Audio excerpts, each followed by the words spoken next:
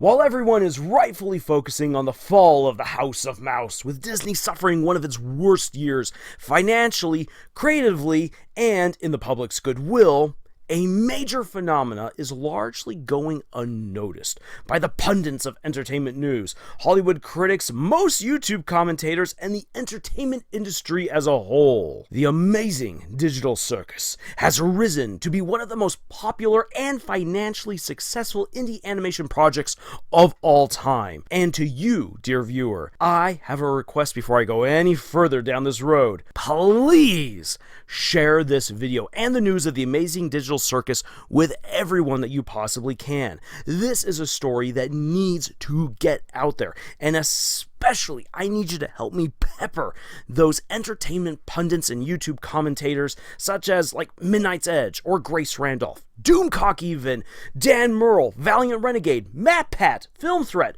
Nerdrotic, Shad and Pals over at Night's Watch, and especially WDW Pro, because this is a story that they need to hear. This is something that they need to pick up on, because if you want to keep ahead of the culture curve, Pro, you need to take a glance ahead at where everything is turning. And Glitch Productions has telegraphed the way forward, which is indie animation. And why is that? Because indie animation is connecting with younger generations in a way that Hollywood and traditional publishers have been unable to do. They have created many financial opportunities as well for themselves, and they are inspiring a whole generation of rising creators right now. We can see it playing out in real time. If you aren't taking notice, you will miss something incredibly special going on, and you might feel lost later on down the road. Hi there everyone, Lars here from Camille's Harem. Not just a podcast for novice writers by novice writers, but also a YouTube channel by novice writers for novice writers, because writing is an adventure, it's more fun with friends. And in this video, I'm going to show that not only has the pilot episode to just one YouTube show beaten the snot out of Mickey Mouse and Disney, but I will also show why this is culturally significant and signals the way in which the storytelling landscape is changing. It is in those changes that we creators, we novice authors, and we small-time creators here on YouTube and on other platforms can make a difference and even make our own careers. Now, let's begin with business. You will love business. It is the American way. To make a subject like economics sexy, I'm going to need a flirtatious wolf goddess and a guy with a fine Louisianan accent. Hello. This is the first time in a long while I have taken this form. I believe it to be working out finely. Holo? Yes, nice name. I have been named a god and bound to this region for quite a long time now. I am not so grand, not as a god. No matter how you slice it, it's been a terrible month for the Walt Disney Company, and that's saying a lot considering the string of bombs, flops, fails, and just complete duds that have come out in the past year to year and a half for the Walt Disney Company. Thanks, guys.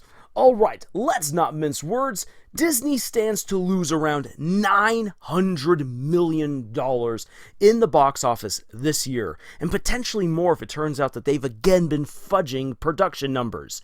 That's huge. That's worth multiple movies and projects across the entire company. But worse, it represents the unsettling fact that Disney has fallen from the public's good graces.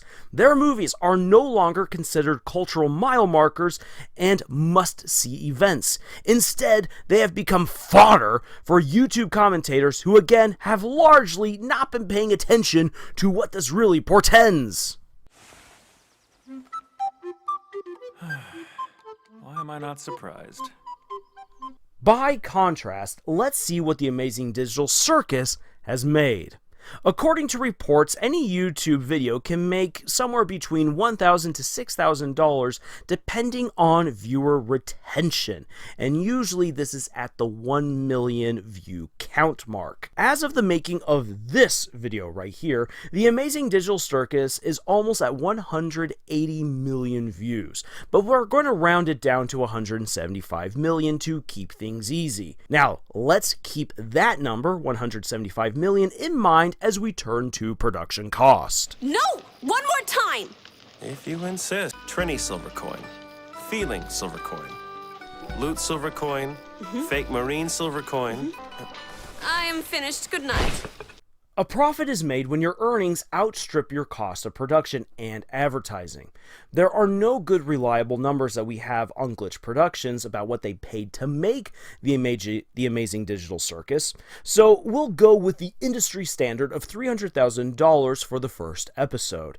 It could actually be less since it was made outside of the US and done on an indie budget, but I'm going to use the industry standard to show just how good Glitch is winning with the Amazing Digital Circus. Good job, Disney. So again, with a cost of $300,000 for this one pilot episode, at the absolute worst in terms of earnings revenue, the Amazing Digital Circus would need 300 million views. So $1,000 per a million views. That's the absolute worst right there. However, given the popularity online and the fact that Glitch's subscriber count has more than tripled since the release of the pilot episode, we can lowball guesstimate that Glitch has earned $3,000 per million views. That means that their first 100 million views, which they got within a month, they would have easily covered the entire cost for the production of the pilots. And everything after that 100 million views is just gravy. But wait, let's consider this right here. What if we aren't conservative in our calculations? Again, this one episode has proven very popular. People are definitely watching it all the way through. So if we raise the earnings from $3,000 per view to anywhere between $5,000 to $6,000 per million views, Glitch has already made over $875,000 to potentially over $1 million, giving them a potential profit ranging anywhere from $500,000 to $700,000 buckaroos. Ah, liquid gold! Dionysian delight! Yes, this isn't Disney money, but it does mean that Glitch can easily clear any remaining costs for shows such as the Murder Drones or their next series, Gaslight District. On top of that, their merchandising arm has been going strong with tens of thousands of purchases. And even if they only kept $2 from every purchase, that already provides a pretty hefty extra profit that they can put towards keeping their company running in all future projects. November of 2023 will go down as the worst month in box office history for a single studio. Congratulations, Disney. If any other major Hollywood studio had incinerated $500 million on two horribly put together films that were completely over budgeted to begin with, there would be mass firings, heads would roll. When you compare that to Disney, even if it seems like chump change, this one indie company is doing pretty dang good. But let's go in for one last dig before I start pointing out why these earnings are culturally significant. Disney's two animated features, Elemental and Wish, raked in a grand total of $601 million as of the making of this video. And while that is an impressive sum of money, both movies still lost money because of their huge production costs. Now then, let's have a look at the costs of ticket, because this right here I think is going to show us what's really going on here. The average movie ticket price across the world right now is $10.53. If The Amazing Digital Circus were a movie with 175 million viewings, Glitch would have raked in $1,842,750,000. That means that in a supposed theatrical head-to-head, The Amazing Digital Circus would have consumed not just both Disney animated features, Wish and Elemental, but it would have also eclipsed any two other Disney movies released this year. It's time for Bob Iger to march his little butt out in front of a camera and apologize to the fans out there for not doing his job. You are an ass. You are an ass. Where? He is there. There is the ass. Yes, that is supposing a lot, but think about it for a moment right here. On YouTube, one wacky, insane episode brought enough views to bury 4 Disney productions. When that happens, you know that Disney has lost its cultural relevance and influence. An indie production has unequivocally destroyed the House of Mouse in 2 months' time. And why is that? Because Glitch Productions has tapped into a market that has eluded Disney and that people like Valiant Renegade and WDW Pro have said don't actually spend any money. And those groups would be teenagers and young adults in their 20s. But the fact of the matter is that these demographics do spend money, and they have been happy to give not only their hard-earned dollars, but even their time to Glitch, because stories like the amazing digital Circus speak to them. In a previous video, I said that Murder Drones and the Amazing Digital Circus, along with other popular indie productions like Hell of a Boss, are catering to younger audiences by capturing the general feeling of our time now. Many teens and young adults feel trapped in a world that seems about to implode in on itself.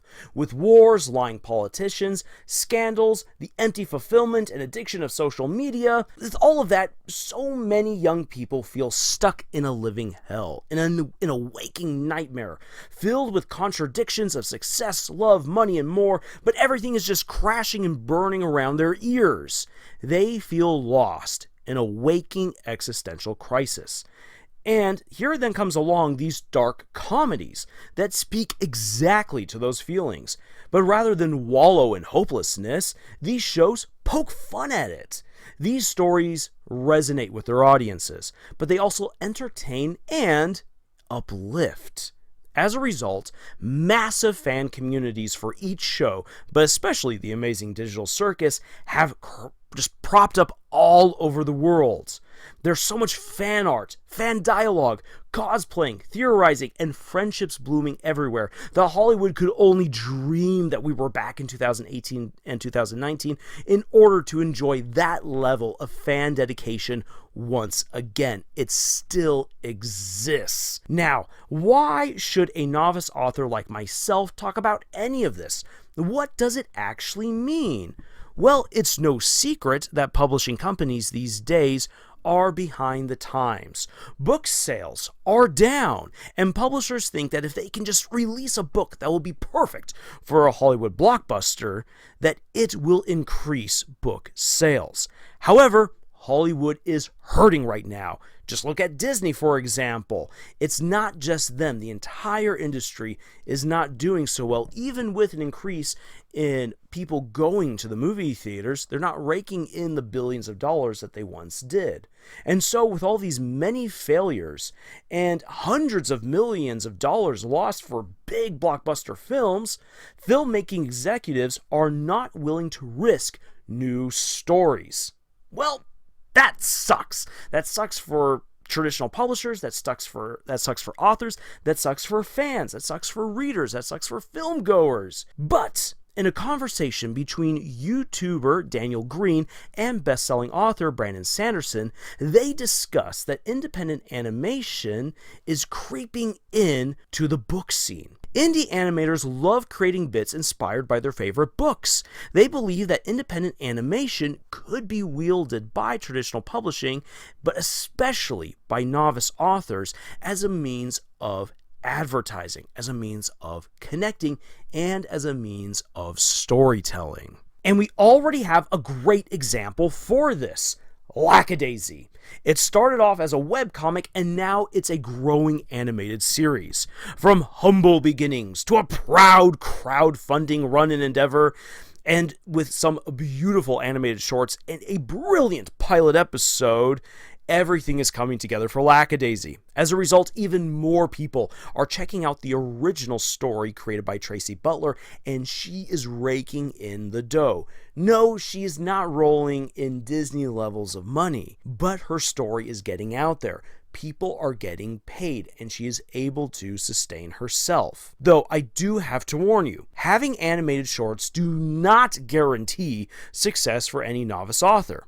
However, Stuff like concept art, small animations, and the likes can be a great advertising tool. It does cost money, and that's something that you need to be aware of, but it does grab people's attention and could even result in other avenues through which you can tell the stories that you wish to tell. It does come at a cost, but it can bring in large benefits.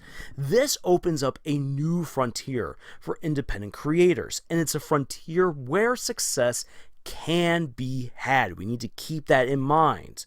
We'll watch as other shows now and other people try to emulate Glitch Productions to recreate the successes of the amazing digital circus. Results will vary, but we are going to see even more independent creators now and storytellers teaming up to make amazing stories and incredible projects and means by which we can enjoy these stories. Ultimately, the Amazing Digital Circus is an inspiring success story that should motivate all of us novice creators. What's more is that it clearly depicts where things are swinging. Looking at this pilot episode's reception from the Amazing Digital Circus, we should take notes of the kinds of humor, themes, characters, and the likes that have captured people's attention. This is where entertainment's going to go for about the next 5 to 6 years potentially. And we should take heart that we can reach younger audiences. They're not just some weird anomaly that no one can capture. They want to be told good stories. They want to be entertained. They want to have characters and plots that resonate with them. If we can actually make those, then we will be able to capture that audience, and we will be able to both enjoy in the benefits of sharing a great story with each other. And if you can't, as an author, make it with a traditional publisher or studio, that doesn't mean that you can't make your dreams happen. As all of these indie creators are showing, you can still win. You don't have to be rolling in ever evaporating Disney money, because very few of us will ever have that opportunity, but you can make a living doing what you love. And that's why everyone needs to take a greater notice of the Amazing Digital Circus and its impact right now. Because if people aren't paying attention right now, it won't be long before indie creators sweep the field and change the entertainment and storytelling landscape. And those who don't take notice of this will be left lost. It's not enough to just love great shows, movies, books, and comics of the past. We need to embrace and support the new stuff right now that is good, and not just the stuff that pays a homage to the 80s in some kind of way. These new projects, like the Amazing Digital Circus, are a product of their time, but their reach will go far beyond just 2 months.